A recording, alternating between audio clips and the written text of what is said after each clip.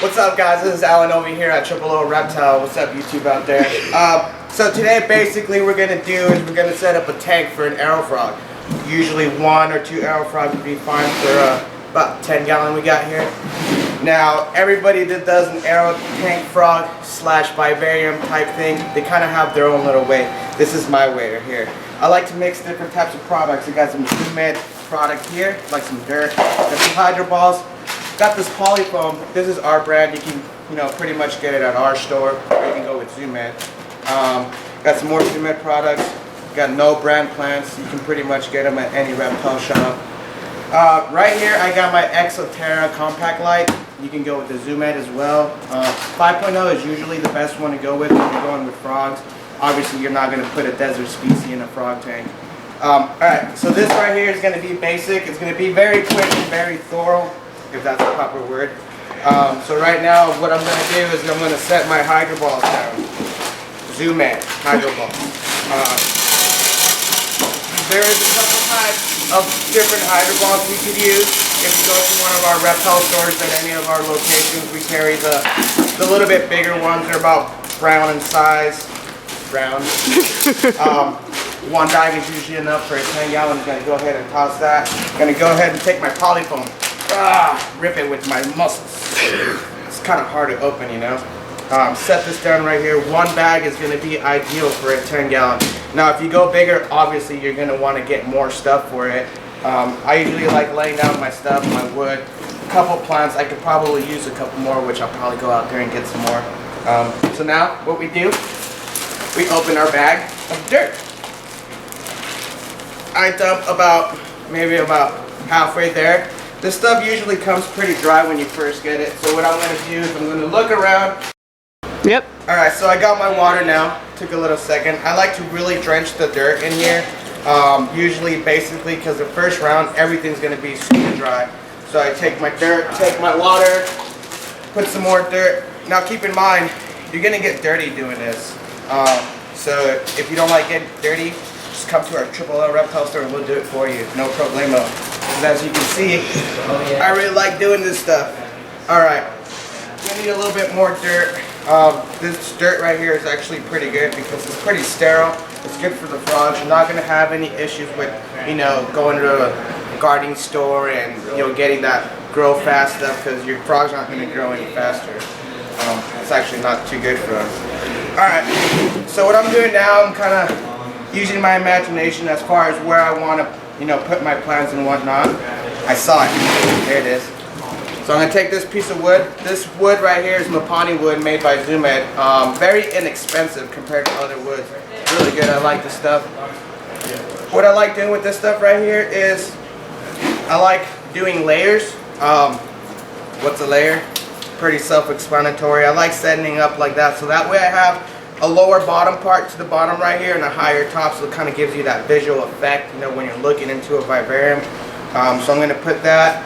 My plants I like doing usually towards the back. Stuff that's a little bit higher. You don't want your very high plant in the middle, kind of taking the whole scenery of the whole thing. So back corners work really good. Now I got my plant in there. Now, you want to really make sure you get it in there really good because when you go to move it, if it's not solid, it's just you're just gonna, everywhere. And then your girlfriend's going to laugh at you or your boyfriend and whatnot, your mom, grandpa. We don't want that to happen. Your dog. Now, if your dog starts laughing, then you definitely want to come by and let us help you out a little bit. Like I said, everything's super dry. So drench everything in water.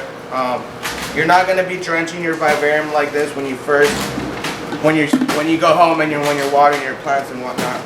All right. So now I got these little plants. These are star plants. You can find them here. Obviously, I like doing these little stars in the back, little corners, kind of as a filler, Wherever you have an empty spot, you kind of fill it in. Now keep in mind, all these plants are pups right now, so everything's going to grow with proper watering and proper lighting. And if your plants are doing fairly good, that means it's going to be a good indication you have a solid and good vivarium, which initially is going to tell you that your frogs are going to be doing good. Now, like I mentioned, this dirt works pretty good. Here at LLL, we also carry a big bin of other types of like mosses, a little mix we kind of put together. It's a little bit more moist, so I'm going to fill it in a little bit more with something more wet. That's the moss growing substrate that we carried, isn't it? That is the moss growing substrate we carry. You can, yeah, what she said. Get a small bag on our website. You can get a small bag on our website. You can get it shipped to you. You can come by, say what's up to me or any of our employees here. Kind of hang out. Don't hang out too long because we got to feed stuff. But there you go. Basically, that's it. Now I'm going to go ahead and take a second and get more water. I'll be back, guys. So I'm back with some more water. Like I said, got to really drench this stuff the first time you go. And this is kind of fun too. Obviously, if you're doing it for other reasons, you know, then you probably shouldn't be doing it, because this is like, you know, remember going back in middle school? Yeah, I did this in middle school, played with dirt, even high school, even now, you know. But grown up mud pies. Grown up mud pies. Anyways, so what I'm doing right now, I'm tapping everything down.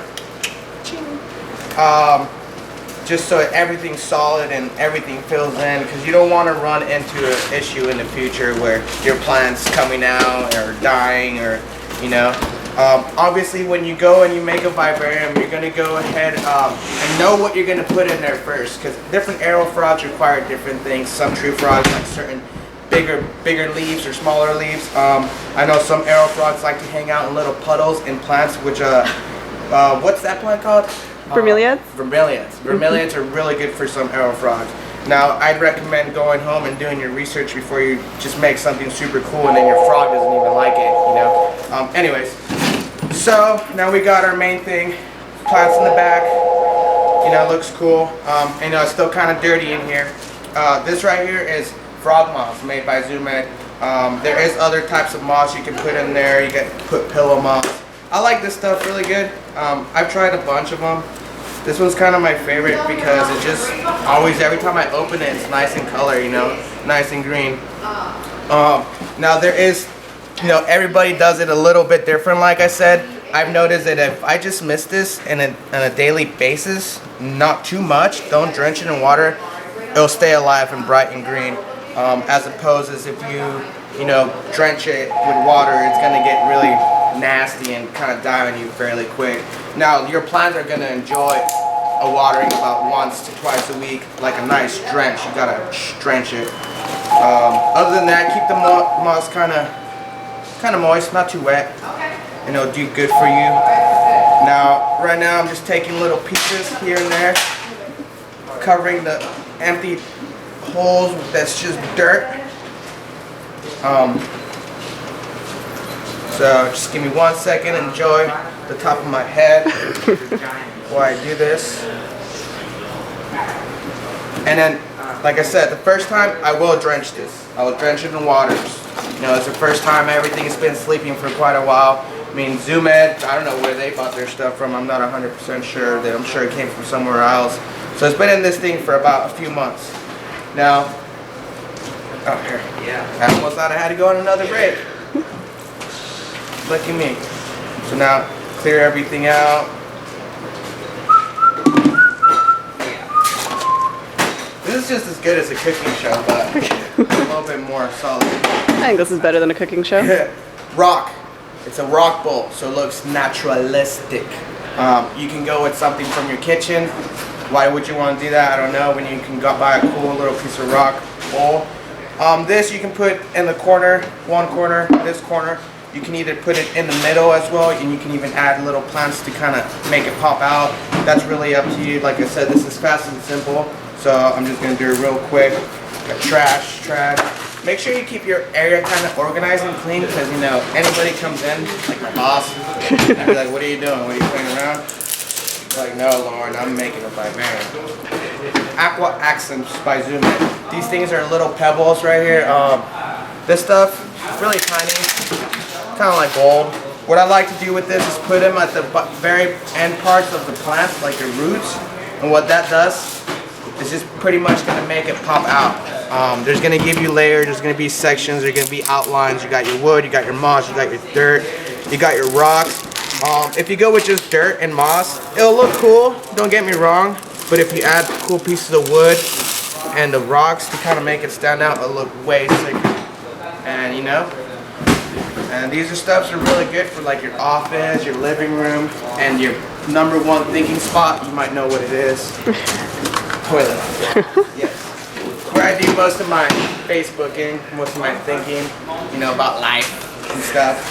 Alright, so pretty much other than wiping this down with the handy dandy paper towel, you can use any type of paper towel you want, it doesn't really matter. I myself like going to Costco and doing that because it's cheaper and the quality is pretty good. No, I'm not hired by the paper towel company, I just, you know, enjoy my product sometimes. So wipe it down really good so it looks really nice. This is something you're going to want to do about once a week if you really want to keep the glass clean. If you don't really care and you're just kind of at home and no one's coming over anyways, then whatever. You need to let the stuff sit. Alright, so as you can see, I can do a little bit better job as far as cleaning up the dirt and whatnot. I'm not going to just because I don't have the time. I got to get back to work. Heat pad. This stuff works really good for the under tank or the bottom or the side of the tank, depending on your Go. Alright, so like I was saying, your heat pad, there's different ways of heating your enclosure. One of them is a heat pad. This can either go on the very back of your tank or at the bottom of your tank. I personally like going at the very bottom because I don't like to see the heat pad in the back. You know, it just makes no sense for Vivarium. For me, of course. Some people like it. So that's going to be your heat pad for some heating sources. There's other ways like an infrared light bulb, low wattage usually, or depending on the frog or species of frog, usually a UVB light during the summer is plenty. Of course, you're not going to know unless you have a thermometer. So this thermometer here is a zoom out thermometer. You got your little display here where you can see the numbers that tell you how hot it is in there. This right here is your probe. That probe you can place anywhere inside the tank so you can read the temperatures of that certain amount of spot. Other than that, I would generalize it right in the middle or whatnot. Anyways, that is the thermometer. So now what I'm going to do, I'm going to put this back in here. Like I was saying, I have an Exoterra fixture. And it fits a 12 by 12 usually, or 10 gallon, 5.0 UVB light. Now like I said, it depends on what kind of UVB light you're using for what kind of frog, so keep that in mind. This is just generalized. You can probably even throw a gecko in here, a green and all, whatnot. Other than that, I'm out, guys. I hope you had a good time. Enjoy this. Don't forget that everything that you see here, you can get at our shop, any of our stores. So give us a call. Go online, www.LLLReptile.com. Not LLReptile.com. Not, triple TRI, but LLLReptile.com. And if you want to talk to us, you can call us and send us an email. Hit us up on Facebook. All right, peace out, guys. Love you.